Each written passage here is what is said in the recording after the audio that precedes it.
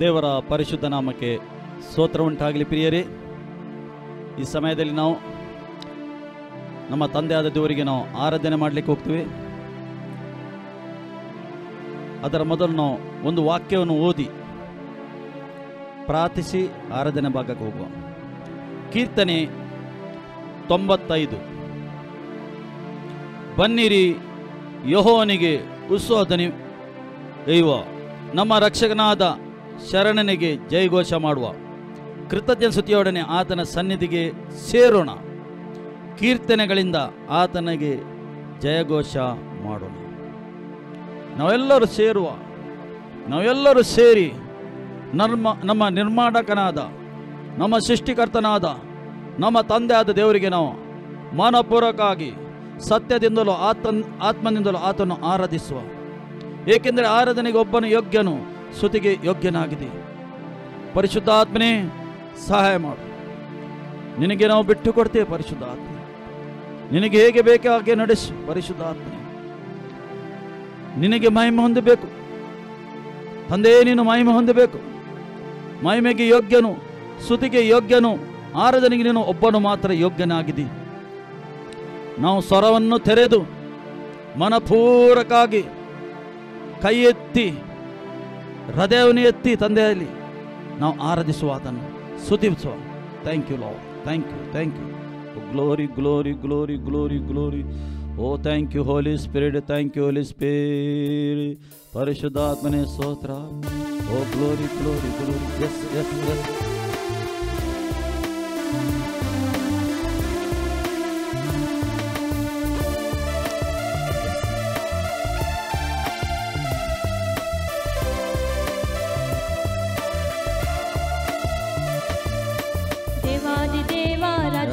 ರಾಜ ನಿನಗೆ ಸ್ತೋತ್ರವಯ್ಯ, ಕರ್ತರ ಕರ್ತ ಒಡೆಯರ ಒಡೆಯ ನಿನಗೆ ಸ್ತೋತ್ರವಯ್ಯ. ದೇವಾದಿ ದೇವ ರಾಜಾದಿರಾಜ ನಿನಗೆ ಸ್ತೋತ್ರವಯ್ಯ, ಕರ್ತರ ಕರ್ತ ಒಡೆಯರ ಒಡೆಯ ನಿನಗೆ ಸ್ತೋತ್ರವಯ್ಯ. ಹಲ್ಲೆಲೂಯಾ, ಆರಾಧನೆ. ಹಲ್ಲೆಲೂಯಾ, ಆರಾಧನೆ.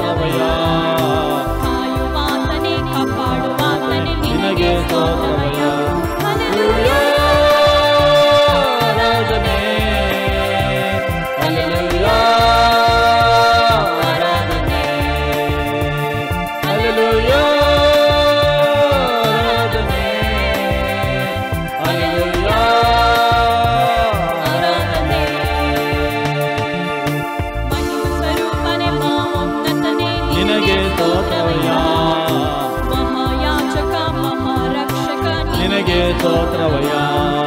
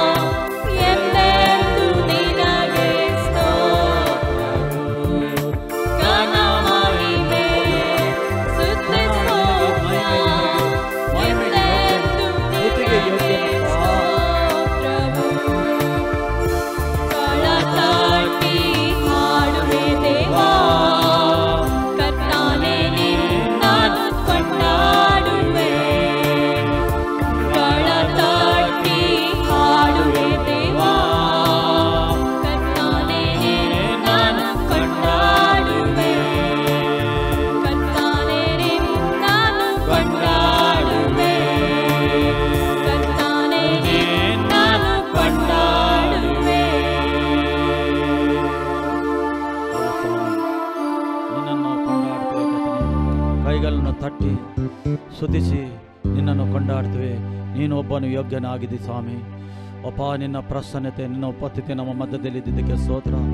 ಕಥನೆ, ನಿನ್ನ ಮಕ್ಕಳಾದ ನಾವು ಕಥನೆ ಸತ್ಯದಿಂದಲೂ ಆತ್ಮದಿಂದಲೂ ಆರಾಧನೆ ಮಾಡುವಾಗ ಕಥನೆ ನೀನು ಮಹಿಮೆ ಹೊಂದುತ್ತಿ.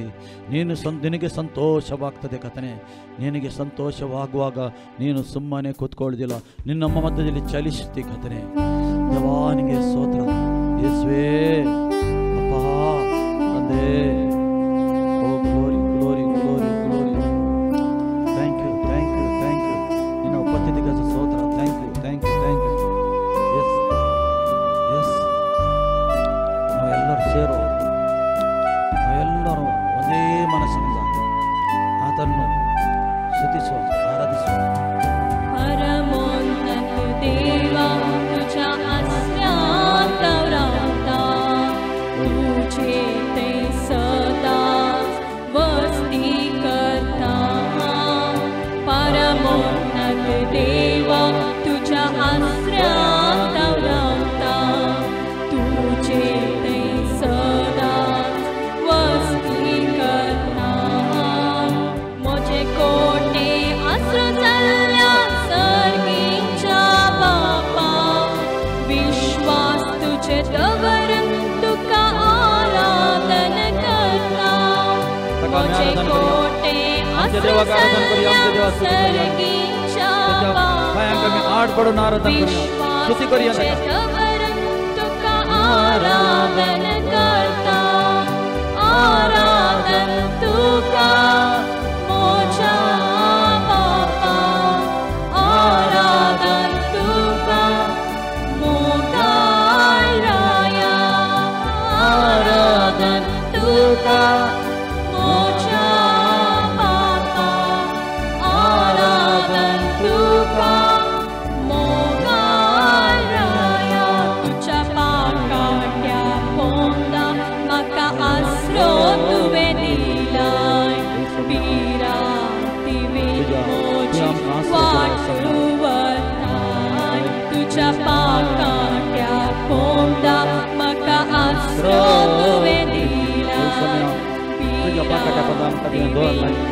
आम्ही सुरक्षित वताय. मोजे टानांनी कवर जाल्ल्या सताच्या बापा, मोग तुजो नियाळन तुका आराधन करता.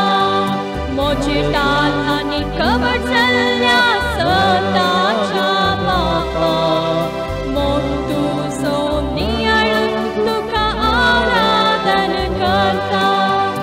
आराधन तुका मोजा बापा, आराधन तुका नितीवान देवा. आराधन तुका मोजा बापा, आराधन तुका नितीवान देवा. मोज्या वाटांनी राज्य तुझ्या दूतांक तुवें धाडलाय. दूतांक आमकां धाडला. आमी वतना येतना ताजे दूत आमच्या फाटल्यान मुखल्यान आमकां रक्षण दितात, प्रोटेक्शन करतात. कित्याक आमी ताची भुरगीं जावन आसा. तुका उलो मारताना म्हाका जाप दिताय. म्हज्या नांवान वळखतले म्हज्या मोगाळा बापा. सगळे म्हजे जिणेक तुका आराधन करता. म्हज्या नांवान वळखतले म्हज्या मोगाळा बापा. सगळे म्हजे जिणेक तुजी आराधन करता. आराधन तुका मोजा बापा, आराधन तुका सर्ववेदारा.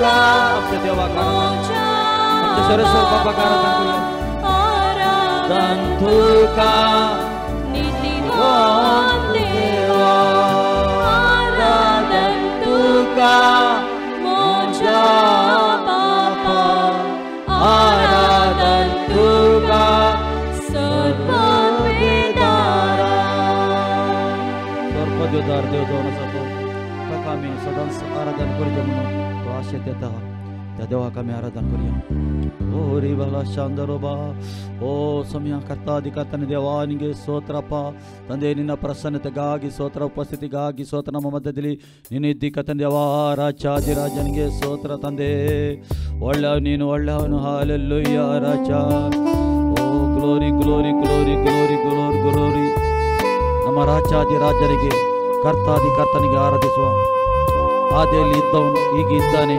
ಇನ್ನು ಮುಂದೆ ಬರುವವನಾಗಿದ್ದಾನೆ ಆತನಿಗೆ ಆರಾಧನೆ ಮಾಡುವ yes thank you thank you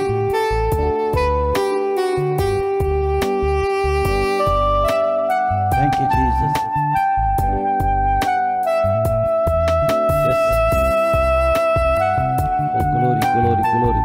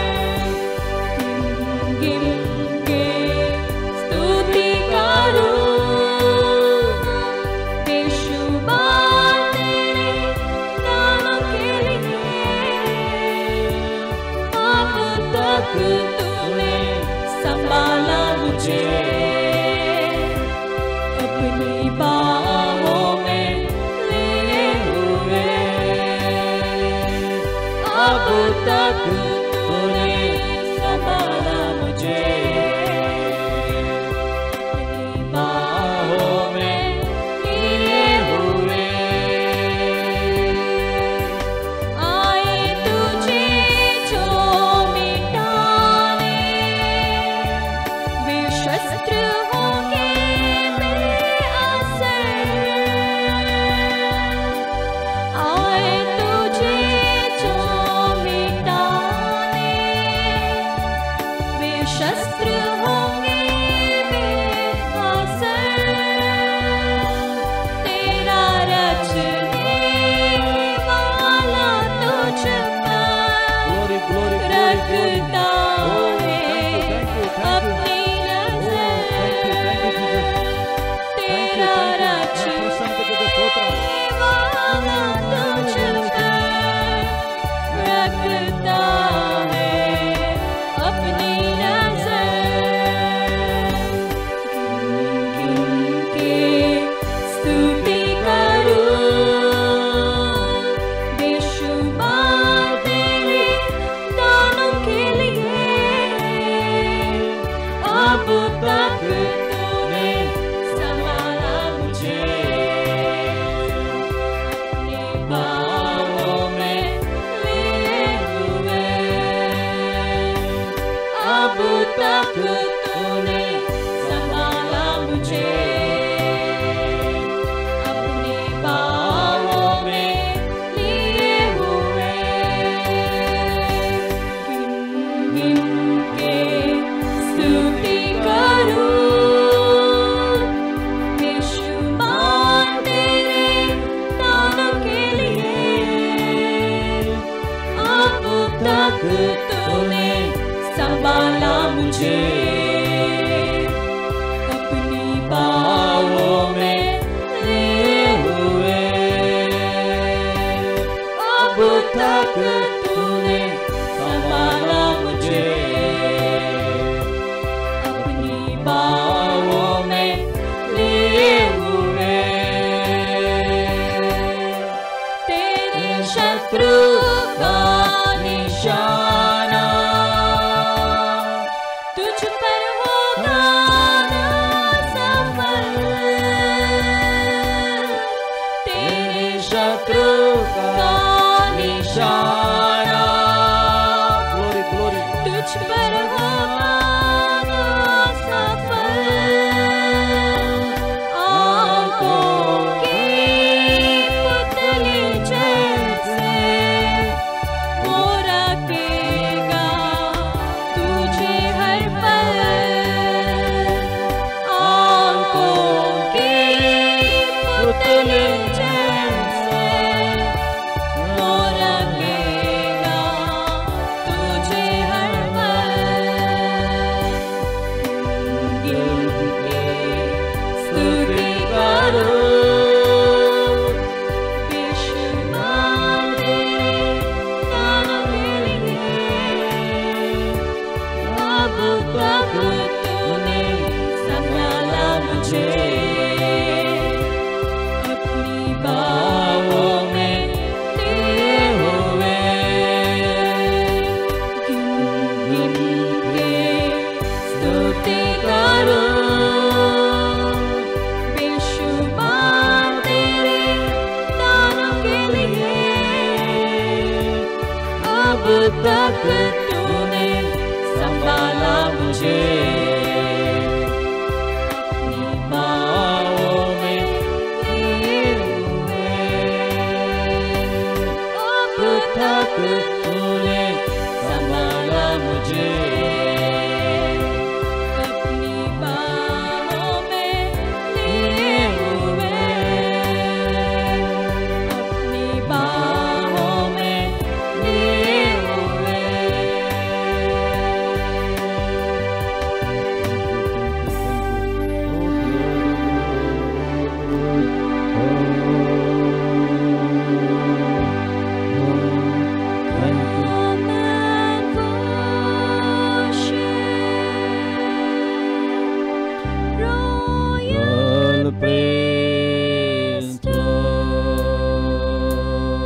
ಆರಾಧಿಸುವ ಆತನು. ಆತನ ಆರಾಧಿಸುವ ಮನಪೂರ್ವಕವಾಗಿ ನಮ್ಮ ಕರಗಳನ್ನು ಎತ್ತಿ ಆರಾಧಿಸುವ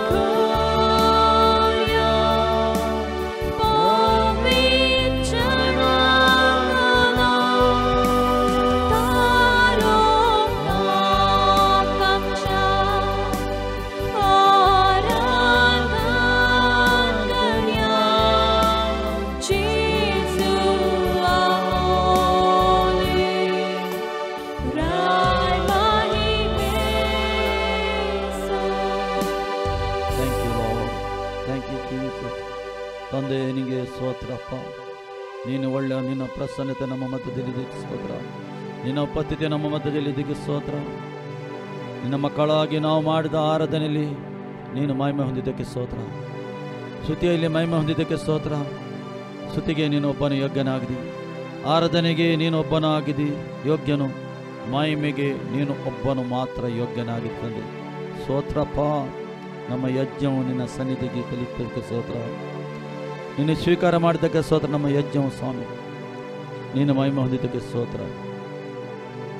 ಎಲ್ಲ ಘನ, ಎಲ್ಲ ಮಾನ, ಎಲ್ಲ ಮಹಿಮೆ ನಿನಗೆ ಒಬ್ಬನಿಗೆ ಮಾತ್ರ ನಾವು ಸಲ್ಲಿಸ್ತೇವಪ್ಪ.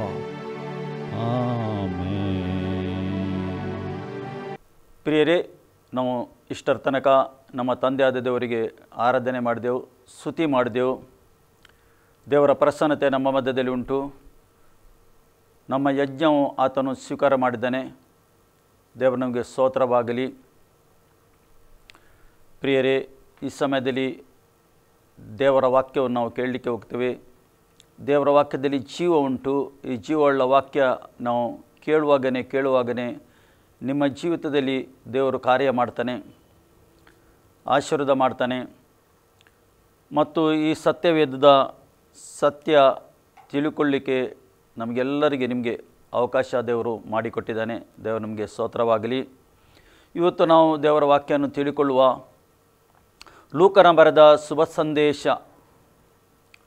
ಅದರಲ್ಲಿ 17ನೇ ಅಧ್ಯಾಯದಲ್ಲಿ 22ರಿಂದ ಸ್ವಲ್ಪ ಧ್ಯಾನಿಸುವ ನಾವು. ಯೇಸು ಶಿಷ್ಯರ ಹತ್ರ ಮಾತಾಡ್ತಾ ಇದ್ದಾನೆ. ಯೇಸು ಹೇಳ್ತಾ ಇದ್ದಾನೆ, ಮತ್ತು ಆತನು ತನ್ನ ಶಿಷ್ಯರಿಗೆ ಹೇಳಿದ್ದೇನೆಂದರೆ, ಒಂದು ಕಾಲ ಬರ್ತದೆ ಪ್ರಿಯರೇ, ಆ ಕಾಲದಲ್ಲಿ ನಾವು ಪ್ರವೇಶ ಆಗ್ತಾ ಇದ್ದೇವೆ. ಒಂದು ಕಾಲ ಬರ್ತದೆ. ಈ ಕಾಲದ ವಿಷಯದಲ್ಲಿ ಆತನು ಮಾತಾಡಿದ್ದಾನೆ ಶಿಷ್ಯರ ಹತ್ರ. ಬರುತ್ತದೆ, ಅದರಲ್ಲಿ ನೀವು ಮನುಷ್ಯಕುಮಾರನ ದಿವಸಗಳೊಳಗೆ ಒಂದು ದಿನವನ್ನು ನೋಡಬೇಕೆಂದು ಅಪೇಕ್ಷಿಸಿದರು, ಅದನ್ನು ನೋಡದೆ ಇರುವಿರಿ ಹೇಳ್ತಾನೆ. ಒಂದು ದಿನ ಬರ್ತದೆ, ಮನುಷ್ಯಕುಮಾರನಿಗೆ ನೋಡಬೇಕೆಂದರೂ ನಿಮಗೆ ನೋಡಲಿಕ್ಕೆ ಆಗುವುದಿಲ್ಲ. ಆ ಸಮಯದಲ್ಲಿ ಯೇಸು ಮೊದಲೇ ಎಚ್ಚರಿಕೆ ಕೊಡ್ತಾ ಇದ್ದಾನೆ. ಈ ಕಡೇ ಕಾಲದಲ್ಲಿ ಏನಾಗ್ತದೆ ಎಂದು ಎಚ್ಚರಿಕೆ ಕೊಡ್ತಾ ಇದ್ದಾನೆ. ಈ ಲೋಕಕ್ಕೆ ಒಂದು ನ್ಯಾಯ ತೀರ್ಪು ಬರಲಿಕ್ಕೆ ಉಂಟು.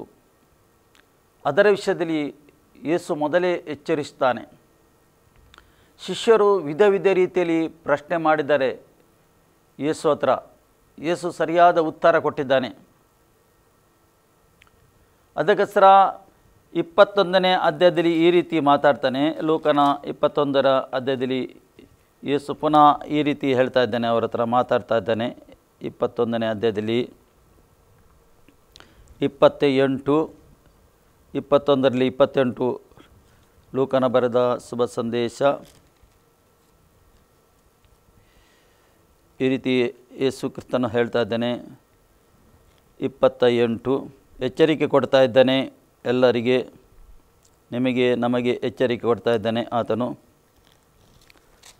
28ರಲ್ಲಿ, ಆದರೆ ಇವು ಸಂಭವಿಸಕ್ಕೆ ತೊಡಗುವಾಗ ಮೇಲಕ್ಕೆ ನೋಡಿರಿ, ನಿಮ್ಮ ತಲೆ ಎತ್ತಿರಿ, ನಿಮ್ಮ ಬಿಡುಗಡೆ ಸಮೀಪವಾಗಿದೆ ಹೇಳ್ತಾನೆ.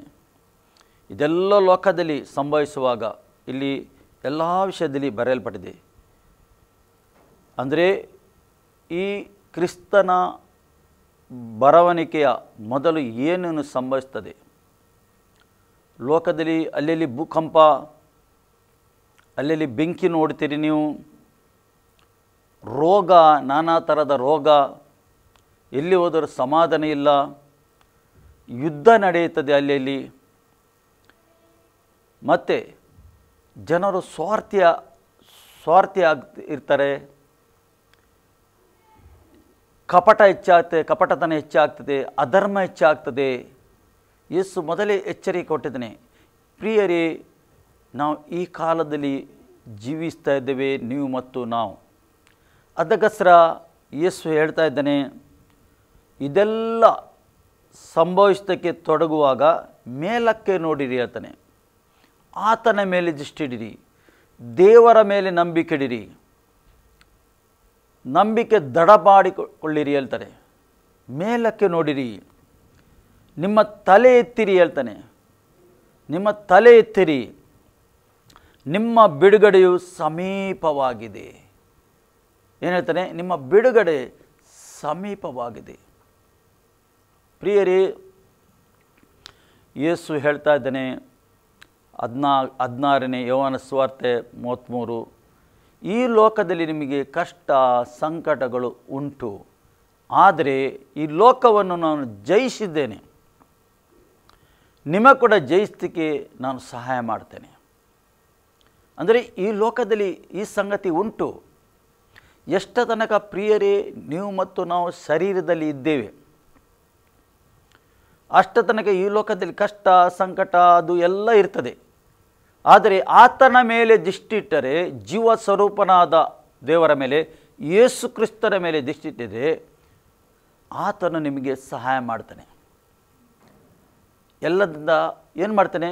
ಬಿಡುಗಡೆಯನ್ನು ಕೊಟ್ಟು ಈ ಭೂಲೋಕದ ಪ್ರಯಾಣದಲ್ಲಿ ಆತನು ನಿಮ್ಮ ಸಂಗಡ ಇರ್ತಾನೆ. ಅದಕ್ಕೋಸ್ಕರ ಯೇಸು 22ನೇ ಅಧ್ಯಾಯದಲ್ಲಿ ಮತ್ತಾಯನ ಸುಭಾಷ ಹೇಳ್ತಾನೆ, ನಾನು ಈ ಲೋಕದ ಎಲ್ಲ ದಿವಸ ಅಂತ್ಯ ತನಕ ನಿಮ್ಮ ಸಂಗಡ ಇದ್ದೇನೆಂದು ವಾಗ್ದಾನ ಮಾಡಿದ್ದೇನೆ. ಆತನು ನಮ್ಮ ಸಂಗಡ ಇದ್ದಾನೆ. ಪ್ರಿಯರೇ, ನಿಮಗೆ ಕಣ್ಣಿಗೆ ಕಾಣದಿರುವುದು ಆತನು, ಆದರೆ ನಿಮ್ಮ ಸಂಗಡ ಇದ್ದಾನೆ ಆತನು, ನಮ್ಮ ಸಂಗಡ ಇದ್ದಾನೆ ಆತನು. ನಾವು ದೃಢವಾಗಿ ನಂಬಿ ಆತನ ಮೇಲೆ ವಿಶ್ವಾಸ ಇಟ್ಟು ನಾವು ನಡೆಯಬೇಕು. ಪ್ರಿಯರೇ, ಯೆಶಾಯನ ಗ್ರಂಥ ಯೆಶಾಯ ನಾವು ಓದುವುದಾದರೆ ಅಲ್ಲಿ ದೇವರು ಹೇಳ್ತಾನೆ 6ರಲ್ಲಿ, ಯೆಶಾಯನ ಗ್ರಂಥ 6ರಲ್ಲಿ 1 ಓದಿ ನಮಗೆ ಗೊತ್ತಾಗ್ತದೆ. 6ರಲ್ಲಿ 1, ಥ್ಯಾಂಕ್ ಯು ಲಾರ್ಡ್, 1 ಓದಿ ನಮಗೆ ಗೊತ್ತದೆ. ಅರಸನಾದ ಉಜ್ಜೀಯನು ಕಾಲವಾದ ವರ್ಷದಲ್ಲಿ ಕರ್ತನು ಉನ್ನತ ಸಿಂಹಾಸನ ರೂಢನಾಗಿದ್ದನು ಕಂಡೆನು. ಆತನ ವಸ್ತ್ರದ ನೆರಿಯು ಮಂದಿರದಲ್ಲೆಲ್ಲ ಹರಡಿತ್ತು. ಉಜ್ಜೀಯನ ಕಾಲವಾದ ವರ್ಷದಲ್ಲಿ ಆತನು ಹೇಳ್ತಾನೆ, ಕರ್ತನು ಉನ್ನತ ಸಿಂಹಾಸನದನ್ನು ಕಂಡೆನು ಹೇಳ್ತಾನೆ. ಆತನು ಸಿಂಹಾಸನದ ರೂಢನಾಗಿರುವನ್ನು ನಾನು ಕಂಡೆನು. ಆತನ ವಸ್ತ್ರಗಳು ನೆರೆಯು ಮಂದಿರದಲ್ಲಿ ಹರಡಿತ್ತು. ಪ್ರಿಯರೇ, ಆತನು ಸುತ್ತ ಸೆರಾಪಿಯರು ಇದ್ದರು. ಪ್ರತಿಯೊಬ್ಬನು 6 ರೆಕ್ಕೆಯುಳ್ಳವನಾಗಿ 2ರಿಂದ ತನ್ನ ಮುಖವನ್ನು 2ರಿಂದ ತನ್ನ ಕಾಲುಗಳನ್ನು ಮುಚ್ಚಿಕೊಂಡು 2ರನ್ನು ಬಡಿಯುತ್ತಾ ನೆಲ ಸೊಕದೆ ನಿಂತಿದ್ದನು. ನೋಡಿ, ಉನ್ನತದಲ್ಲಿರುವ ನಮ್ಮ ದೇವರು ಪರಿಶುದ್ಧನು, ಪರಿಶುದ್ಧನು, ಪರಿಶುದ್ಧನು. ಆತನು ಬೆಳಕಾಗಿದ್ದಾನೆ. ಪ್ರಿಯರೇ, ಜೀವ ಸ್ವರೂಪನಾದ ದೇವರಾಗಿದ್ದಾನೆ ಆತನು. ಆ ಜೀವ ಸ್ವರೂಪನಾದ ದೇವರಿಗೆ ನಾವು ನಂಬಿ ಆತನ ಒಟ್ಟಿಗೆ ಹೋದರೆ ಆತನು ನಿಮಗೆ ಎಲ್ಲ ವಿಷಯದಲ್ಲಿ ಸಹಾಯ ಮಾಡ್ತಾನೆ.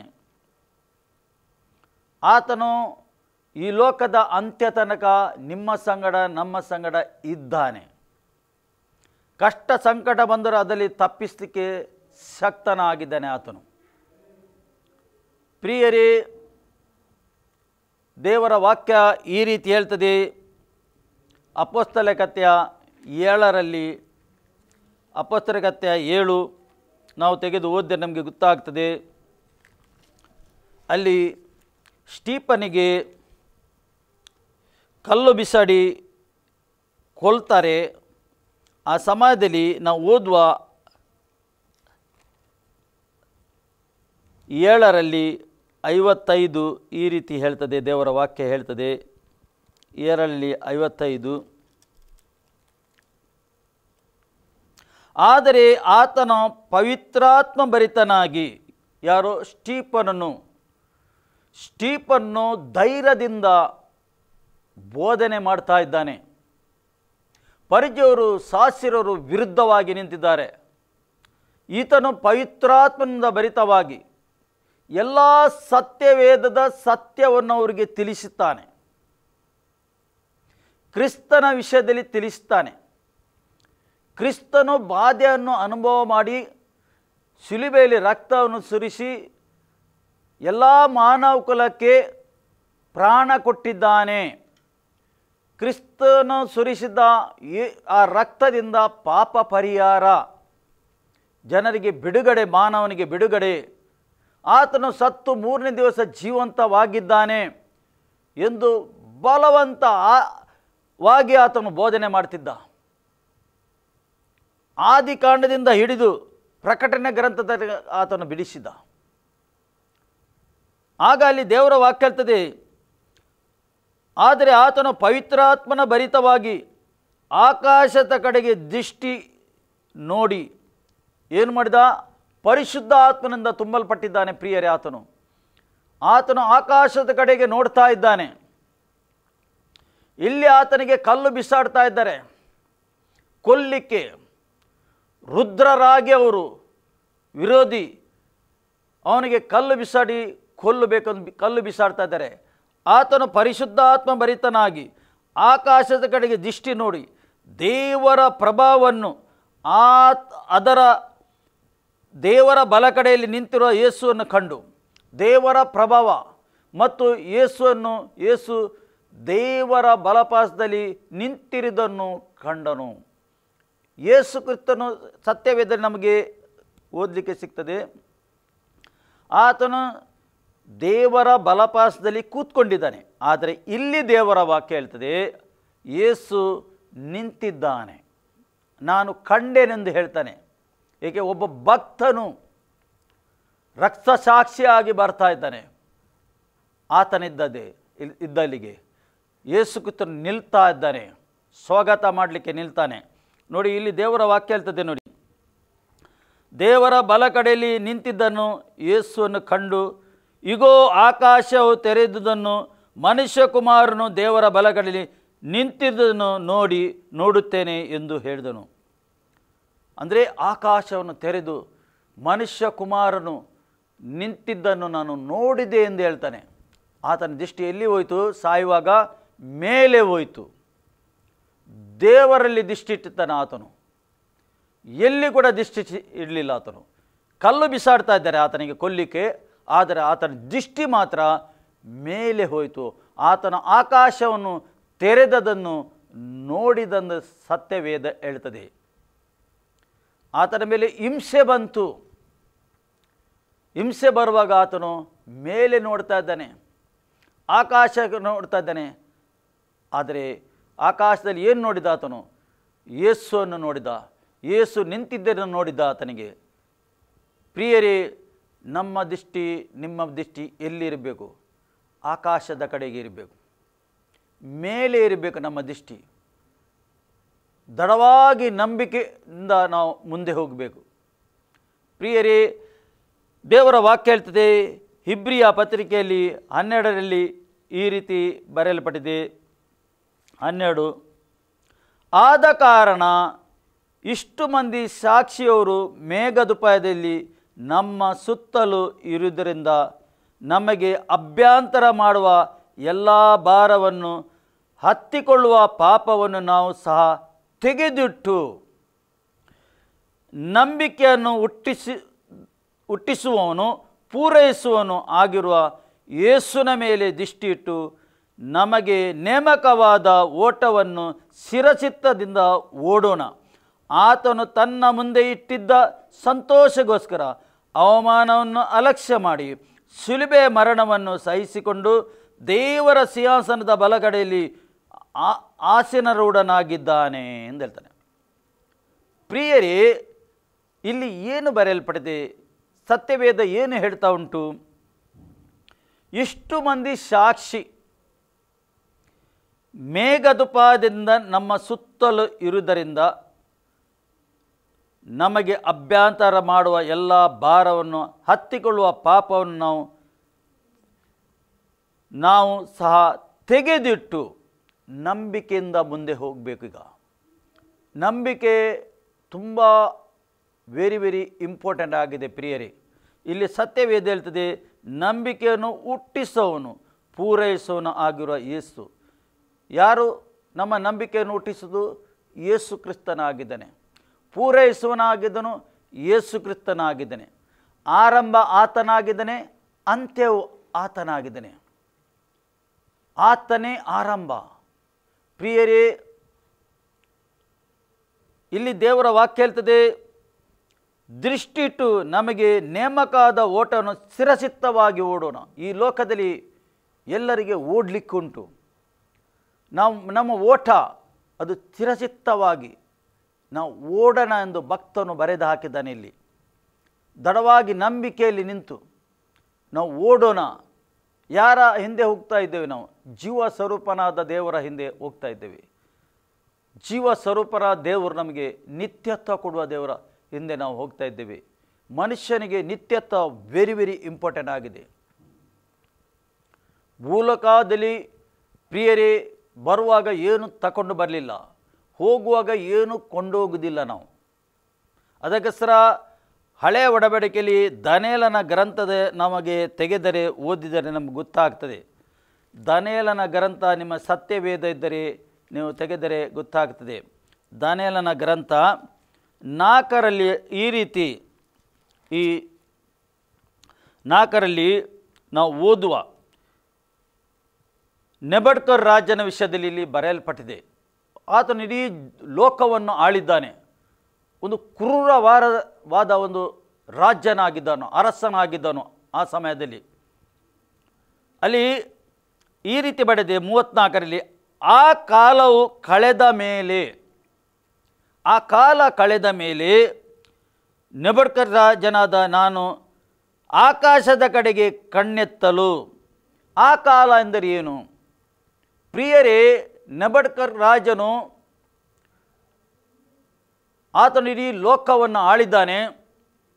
ನೆಬಡ್ಕರ್ ರಾಜನು ಅಹಂಕಾರದಿಂದ ತುಂಬಿ ಅವನು, ಸತ್ಯವೇದ ಹೇಳ್ತದೆ, ಅವನು ತನ್ನನ್ನೇ ಉಬ್ಬಿಸಿಕೊಂಡ. ಆಗ ದೇವರು ಏನು ಮಾಡಿದನು? ಅವನಿಗೆ ತೆಗೆದು ಕೆಳಗೆ ಹಾಕಿದನು. ಅವನಿಗೆ ತಳ್ಳಲ್ಪಟ್ಟು ಕಾಡು ಮರಗದೊಂದಿಗೆ ವಾಸಿಸುವ ದನಗಳಂತೆ ಹುಲ್ಲು ಮೀಸದೆ ಗತಿಯಾಯಿತು. ಅವನಿಗೆ ಏನಾಯಿತು? ಅವನ ಬುದ್ಧಿ ಹೋಯಿತು.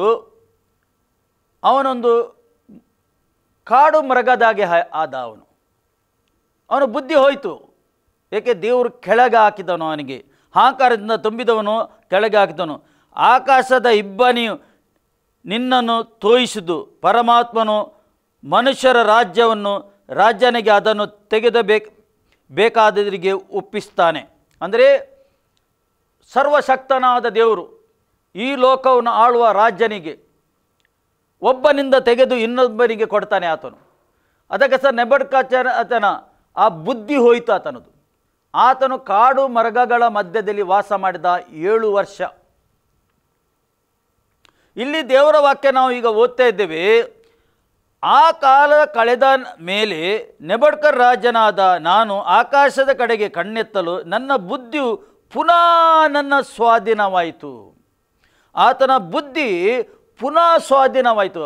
ಅವನ ಬುದ್ಧಿ ಸಂಪೂರ್ಣ ಹೋಗಿ ಆತನು ಕಾಡು ಮೃಗದಾಗೆ ಆಗಿದ್ದನು. ಒಬ್ಬ ರಾಜನು, ಸರ್ವಶಕ್ತನಾದ ಅರಸನು ಆತನು ಅರಸನಾಗಿದ್ದ ಈ ಲೋಕವನ್ನು ಆಳಿದವನು. ಈ ಲೋಕವನ್ನು ಆಳಿದವನು. ಆದರೆ ಅವನು ಉಬ್ಬಿಸಿಕೊಳ್ಳುವಾಗ ದೇವರು, ಸರ್ವಶಕ್ತನಾದ ದೇವರು, ಭೂಮಿ ಆಕಾಶವನ್ನು ಉಂಟು ಮಾಡಿದ ದೇವರು ಏನು ಮಾಡಿದನು? ಅವನಿಗೆ ಕೆಳಗೆ ಹಾಕಿದ್ದು ಬಿಟ್ಟ. ಅವನಿಗೆ ತಳ್ಳಲ್ಪಟ್ಟ. ಅವನು ಕೆಳಗೆ ತಳ್ಳಲ್ಪಟ್ಟ. ಆಗ ಹೇಳ್ತದನೆ, ನನ್ನ ಬುದ್ಧಿಯು ಪುನಃ ನನ್ನ ಸ್ವಾಧೀನವಾಯಿತು. ಆಗ ನಾನು ಪರಮಾತ್ಮನನ್ನು ಕೊಂಡಾಡಿ ಸದಾ ಜೀವಿಸುವನಿಗೆ ಸ್ತೋತ್ರಗಳನ್ನು ಸಲ್ಲಿಸಿದನು. ಮೊದಲು ಏನು ಮಾಡಿದ? ಪರಮಾತ್ಮನನ್ನು, ದೇವರನ್ನು ಕೊಂಡಾಡಿದ ಆತನು. ಏಕೆ ಕೊಂಡಾಡಿ? ಅಲ್ಲಿ ದೇವರ ವಾಕ್ಯ, ನಾನು ಪರಮಾತ್ಮನನ್ನು ಕೊಂಡಾಡಿ ಸದಾ ಜೀವಿಸುವ ಆತನಿಗೆ ಸ್ತೋತ್ರ ಸಲ್ಲಿಸಿದನು. ಆತನ ಆಳ್ವಿಕೆಯು ಶಾಶ್ವತ, ಆತನ ರಾಜ್ಯವು ತಲತಲಾಂತರಕ್ಕೂ ನಿಲ್ಲುವುದು. ಅವನಿಗೆ ಗೊತ್ತಾಯಿತು, ಒಬ್ಬ ದೇವರಿದ್ದಾನೆ, ಒಬ್ಬ ಸರ್ವಶಕ್ತನಾದ ದೇವರಿದ್ದಾನೆ. ಮನುಷ್ಯನು ಏನಲ್ಲ, ಮನುಷ್ಯನ ಒಳಗೆ ಶ್ವಾಸ ಎಂದು ಅವನಿಗೆ ಅರ್ಥ ಆಯಿತು. ಆಗ ಆತನು ಈ ಪ್ರಾರ್ಥನೆ ಮಾಡ್ತಾ ಇದ್ದಾನೆ. ಅಂದರೆ ಆತನು ಕೊಂಡಾಡಿದ, ಫಸ್ಟ್ ಆತನು ದೇವರನ್ನು ಕೊಂಡಾಡಿದ ಮತ್ತು ಹೇಳಿದ, ಆತನ ರಾಜ್ಯವು ತಲತಲಾಂತರಿಗೆ ನಿಲ್ಲುವುದು, ಅಂತ್ಯ ಇಲ್ಲ. ಪುನಃ ಹೇಳ್ತಾನೆ, ಭೂನಿವಾಸಿಗಳೆಲ್ಲರೂ ಆತನ ದೃಷ್ಟಿಯಲ್ಲಿ ಏನು ಅಲ್ಲದಂತಿದ್ದಾರೆ. ಇಡೀ ನಿವಾಸಿಗಳು, ಲೋಕದ ಎಲ್ಲ ಮಾನವನು ಆತನ ಮುಂದೆ ಏನಲ್ಲ.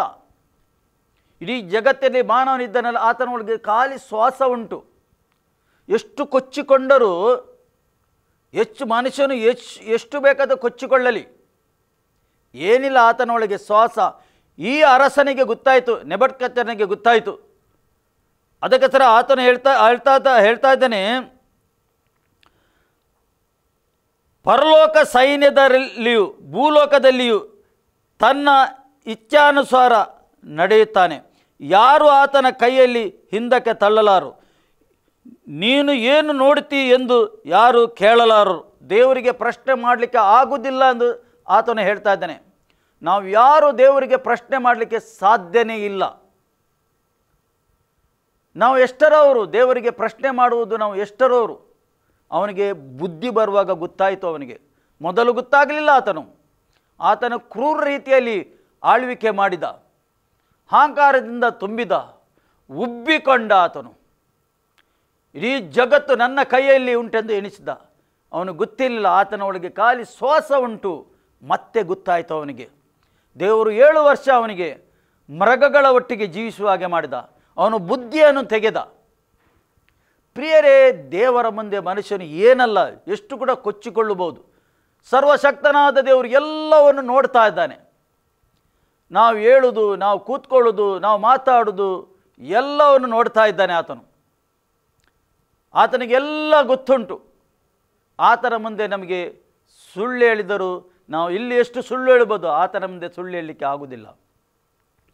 ಇಲ್ಲಿ ದೇವರ ವಾಕ್ಯವಿದೆ, ಅದೇ ಸಮಯದಲ್ಲಿ ನನ್ನ ಬುದ್ಧಿಯು ಪುನಃ ನನ್ನ ಸ್ವಾಧೀನವಾಯಿತು, ನನ್ನ ಪ್ರಭಾವ ವೈಭವಗಳು ನನಗೆ ಮತ್ತೆ ಲಭಿಸಿ ನನ್ನ ರಾಜ್ಯವು ಕೀರ್ತಿ ಪ್ರಕಾಶಿತು. ನನ್ನ ಮಂತ್ರಿಗಳು ಅಧಿಪತಿಗಳು ನನ್ನನ್ನು ಓಲೈಸಿದರು. ನನ್ನ ರಾಜ್ಯದಲ್ಲಿ ರಾಜನಾಗಿ ನೆಲೆಗೊಂಡನು.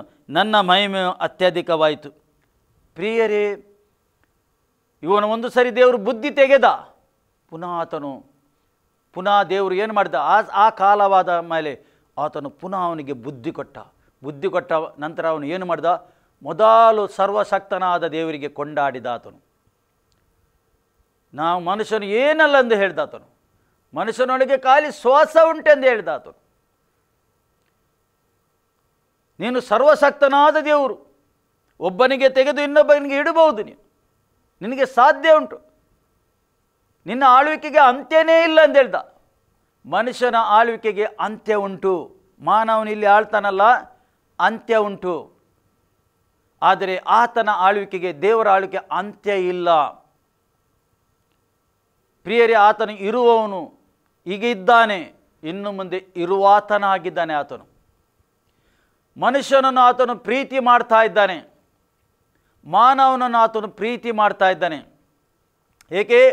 ಮಾನವನು ಯಾರು ಕೂಡ ನಾಶವಾಗಬಾರದೆಂದು, ಒಬ್ಬರು ಕೂಡ ನಾಶವಾಗಬಾರದೆಂದು ಮಾನವನಿಗೆ ಆತನು ಪ್ರೀತಿ ಮಾಡ್ತಾ ಇದ್ದಾನೆ, ಪ್ರೀತಿ ತೋರಿಸ್ತಾ ಇದ್ದಾನೆ. ಬಿದ್ದರೂ ಪುನಃ ಎಬ್ಬಿಸ್ತಾನೆ. ಆತನು ಎಬ್ಬಿಸುವ ದೇವರಾಗಿದ್ದಾನೆ. ಅದಕ್ಕೋಸ್ಕರ ನಮಗೆ ಕೊಚ್ಚಿಕೊಳ್ಳಿಕ್ಕೆ ಏನಿಲ್ಲ. ಈ ಲೋಕದಲ್ಲಿ ಎಲ್ಲ ಆತನದೇ. ಆತನಿಗೋಸ್ಕರ ನಾವು ಜೀವಿಸಬೇಕು. ಅದೇ ದೇವರು ಬಯಸ್ತಾ ಇದ್ದಾನೆ. ಪ್ರಿಯರೇ, ನೀವು ಮತ್ತು ನಾವು ಆತನಿಗೋಸ್ಕರ ಜೀವಿಸಬೇಕು. ಅದಕ್ಕೋಸ್ಕರ ದೇವರು, ಸರ್ವಶಕ್ತನಾದ ದೇವರು, ಜೀವ ಸ್ವರೂಪನಾದ ದೇವರು ತನ್ನ ಮಗನಿಗೆ ಈ ಲೋಕದಲ್ಲಿ ಕಳಿಸಿಕೊಟ್ಟ. ಯೇಸು ಕ್ರಿಸ್ತನಿಗೆ ಕಳಿಸಿಕೊಟ್ಟ. ಯೇಸು ಕ್ರಿಸ್ತನು ಯಾರಾಗಿದ್ದಾನೆ? ಆತನು ಮೊದಲೇ ಇದ್ದವನು. ಯೇಸು ಕ್ರಿಸ್ತನಿಗೋಸ್ಕರ ಈ ಜಗತ್ತು ಸೃಷ್ಟಿಸಲ್ಪಟ್ಟಿದೆ. ಯೇಸು ಕ್ರಿಸ್ತನಿಗೋಸ್ಕರ ನೀವು ಮತ್ತು ನಾವು ಈ ಲೋಕದಲ್ಲಿ ಇದ್ದೇವೆ. ಪ್ರಿಯರೇ, ಅದಕ್ಕೋಸ್ಕರ ಆತನು ಪರಲೋಕ, ಆ ಮಹಿಮೆಯ ಪದವಿಯನ್ನು ಬಿಟ್ಟು ಈ ಲೋಕಕ್ಕೆ ನಿಮ್ಮ ಹಾಗೆ ನಮ್ಮ ಹಾಗೆ ಮನುಷ್ಯನಾಗಿ ಬಂದ. ಆತನು ಖಾಲಿ ಪಾಪದಲ್ಲಿ ಹುಟ್ಟಲಿಲ್ಲ, ಆತನು ಪರಿಶುದ್ಧ ಆತ್ಮನಿಂದ ಹುಟ್ಟಿದ. ಏಕೆಂದರೆ ಮಾನವ ಕುಲಕ್ಕೆ ಬಿಡುಗಡೆ ಆಗಬೇಕು. ಮಾನವ ಕುಲವು ದೇವರಿಂದ ಪ್ರತ್ಯೇಕ ಇದ್ದಾನೆ, ಪಾಪದಲ್ಲಿ ಜೀವಿಸ್ತಾ ಇದ್ದಾನೆ. ಒಬ್ಬ ಪಾಪಿ ಸತ್ತರೆ ಪರಲೋಕಕ್ಕೆ ಹೋಗುವುದಿಲ್ಲ. ಸತ್ಯವೇದ ಹೇಳ್ತದೆ, ಅವನ ಪಾಪವು ಇಲ್ಲಿ ಶಮಿಸಲ್ಪಡಬೇಕು.